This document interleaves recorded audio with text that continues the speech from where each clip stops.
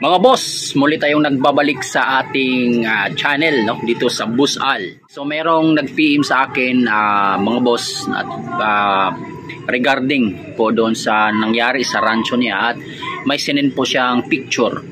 And I think based on my assessment doon sa rancho niya ay natamaan po ng swim bladder disease or SBD.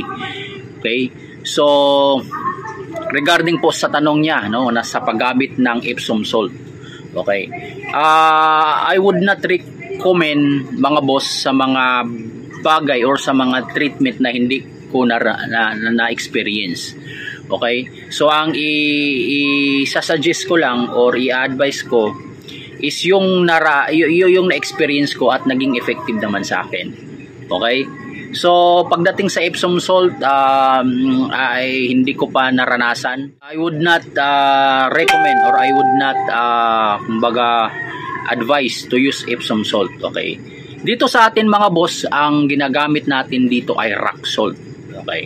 Non-iodine or non-iodized or walang iodine.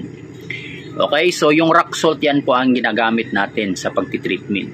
And doon naman sa issue ng SBD. Okay, pag sinasabi nating SBD, yun ay imbalance. Positive or negative buoyancy yan.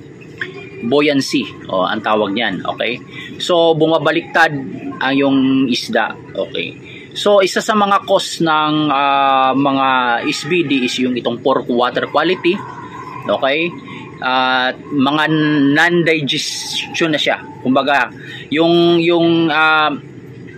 ano niya, yung tiyan niya or yung internal niya hindi na masyadong nagproproseso sa mga kinakain niya.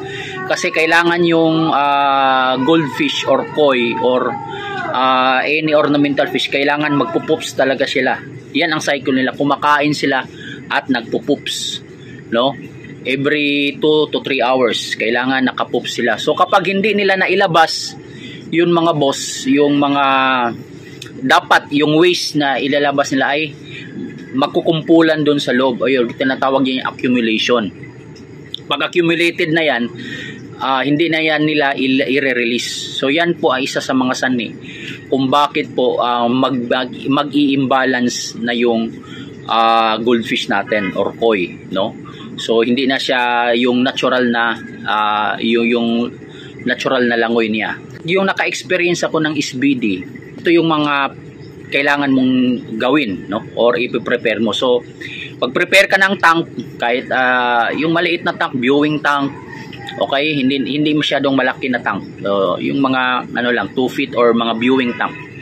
Okay, lagyan mo ng stock water na half doon sa sa tank, at lagyan mo ng aeration na malakas na aeration, enough na aeration na may activity yung tubig. Half lang yung tubig, lagyan ng malakas na aeration. At the first treatment mga boss, ang gagawin nyo ay ito, rock salt. Okay, take note ha, rock salt, huwag yung salt na merong iodine. Okay, so mabibili yan sa mga pet shops, sa mga nagbibenta ng mga ornamental fish. Rock salt, okay, non-iodized. So palagyan nyo ng rock salt. Siguro it depends, no, estimate nyo lang, siguro mga 2 to 3 spoon, o kung 2 feet yung size ng standard, 2 feet yung size nyo or mas mababa sa 2 feet, 2 to 3 spoons of rock salt. Yun ang panimula. Okay, so after 24 hours, obserbahan nyo yung isda nyo kapag merong na-release na mga waste doon sa katawan nila, kasi makikita mo yan sa tubig.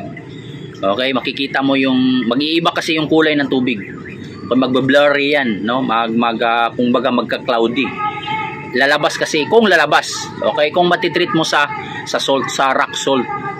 Okay, yun ang ang first stage ng pag-treat ng SBD.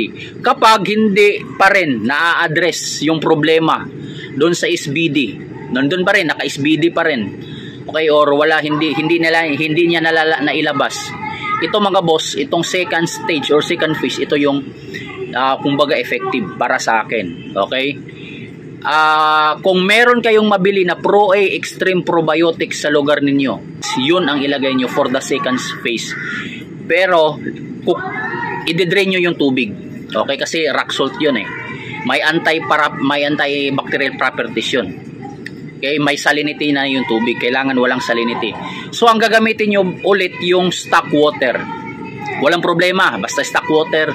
Kahit kahit i-new water mo, walang problema. 2 to 3 days na stock water, it's good water. Okay, so palitan nyo yung tubig, lagyan nyo ng stock water again. At dito, lagyan nyo ng, instead na asin, wag nyo ng, kasi hindi na address eh. Lagyan nyo ng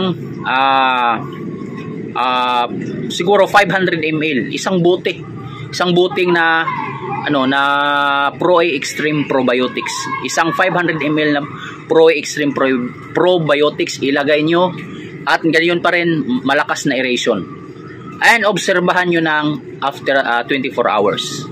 Okay, yun mga boss, yun ang nag-effective sa akin pag SBD.